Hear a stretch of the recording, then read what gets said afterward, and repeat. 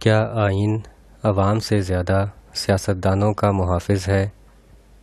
Column نگار Syed Sardar Ahmed Pirzada, the first blind journalist of Pakistan, APNS best Urdu column award holder, روزنامہ نوائے وقت، مورخہ 9 جون 2017۔ آئین ایک ایسی کتاب ہوتی ہے جو ریاست کے شہریوں کو سب سے زیادہ فائدہ پہنچانے اور انہیں سب سے زیادہ طاقتور بنانے کے لیے لکھی جاتی ہے۔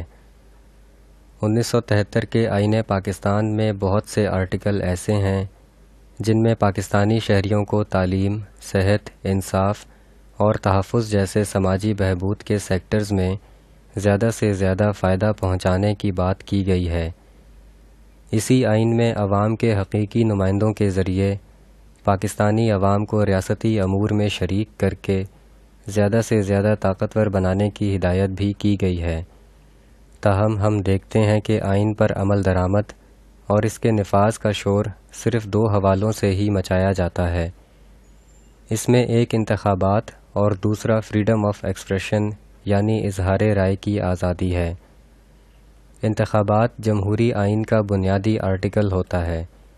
جمہوریت میں انتخابات کی مثال ایک شاندار پلیٹ کی ہے جس میں منتخب نمائندوں کے کام فروٹ کی صورت میں رکھے جاتے ہیں جو عوام کی توانائی کا باعث بنتے ہیں۔ اگر پلیٹ شاندار ہو مگر اس میں فروٹ ناقص ڈلا ہو تو کھانے والا بیمار ہی ہوگا۔ پاکستانی جمہوریت سے عوام بیمار اور مایوس ہونے کی ایک لمبی تاریخ کیوں رکھتے ہیں؟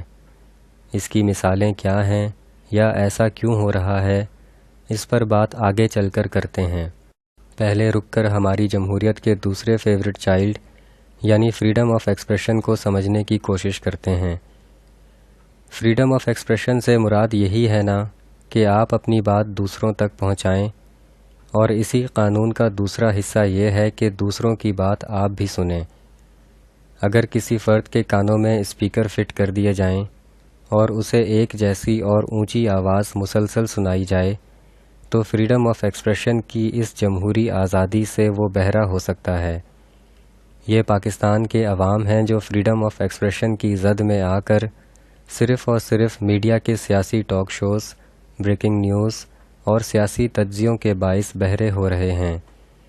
پاکستانی عوام چیخ چیخ کر اپنی قسم پرسی اختیار والوں تک پہنچانا چاہتے ہیں، لیکن کانوں پر لگے میڈیا کے اسپیکروں کی وجہ سے عوام خود اپنی آواز بھی نہیں سن پاتے۔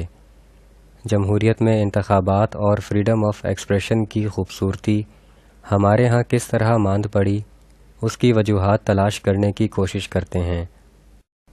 14 اگست 1973 کو آئین کے نفاذ کے بعد آئینی طریقے کے مطابق پاکستان میں پہلے عام انتخابات 7 مارچ 1977 کو ہوئے، لیکن اسی آئین پاکستان کے تحت رجسٹرڈ سیاسی جماعتوں نے اگلے ہی روز ان انتخابات کے نتائج کو مسترد کر دیا۔ پھر جو ہوا اس سے خدا کی پناہ، کیونکہ پاکستان اور پاکستانی عوام نے اگلے 11 برس ایسے دور میں گزارے جس کی سیاسی اولاد بھی اب اپنے والد مارشل لاء کو اپنا باپ ماننے سے انکاری ہے۔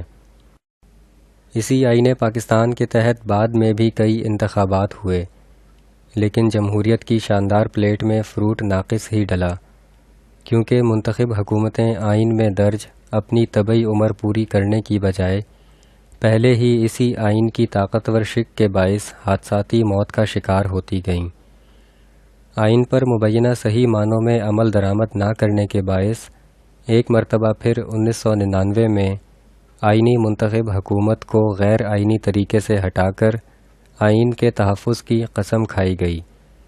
اس 9 برس کی غیر جمہوری کالی سرنگ میں بھی اسی آئین کے تحت ریفرنڈم، انتخابات اور مختلف صدارتی احکامات جاری کیے گئے۔ اس غیر آئینی مارشل لاء کے اندر ہی 2008 میں وہ آئینی انتخابات ہوئے جسے آئینی جمہوریت کی ایک اور صبح کہا گیا۔ آئینی طور پر اس منتخب حکومت نے 5 برس کی اپنی طبعی آئینی عمر ضرور پوری کی، لیکن پاکستانی عوام نے یہ 5 برس خدا خدا کر کے گزارے اور ایسے نمائندے منتخب کرنے سے توبہ کی۔ مئی 2013 میں اسی آئین کے تحت نئے انتخابات ہوئے اور عوام کی ناپسندیدہ آئینی حکومت نے عوام کی نئی پسندیدہ آئینی حکومت کو اقتدار منتقل کر دیا۔ آئینی طور پر منتخب ہونے والی یہی پسندیدہ حکومت 4 برس گزرنے کے بعد اب پہلی حکومتوں کی طرح ناپسندیدہ ہو گئی ہے۔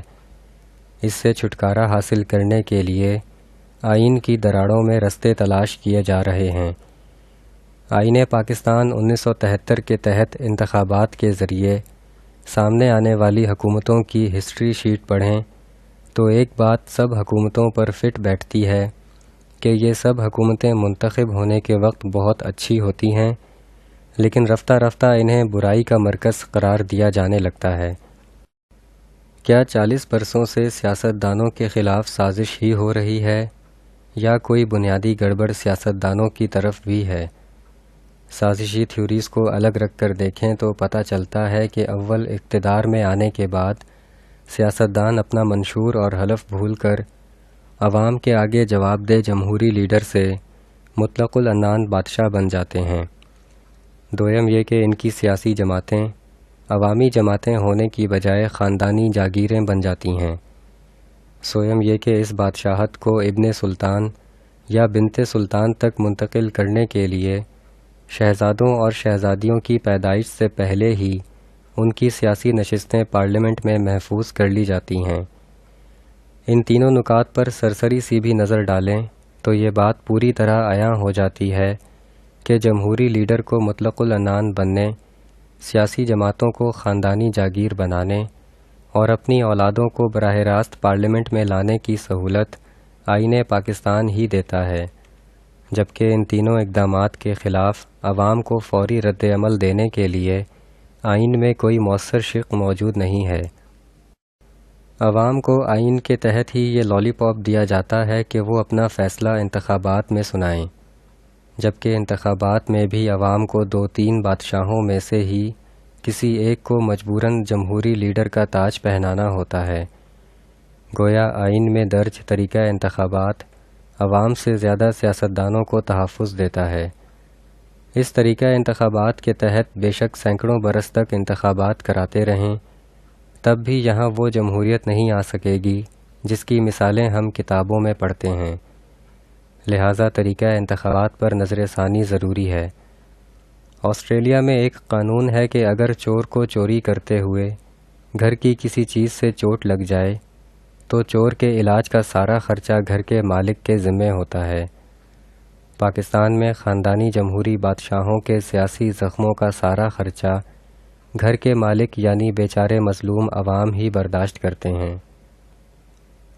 شکریہ، دی اینڈ۔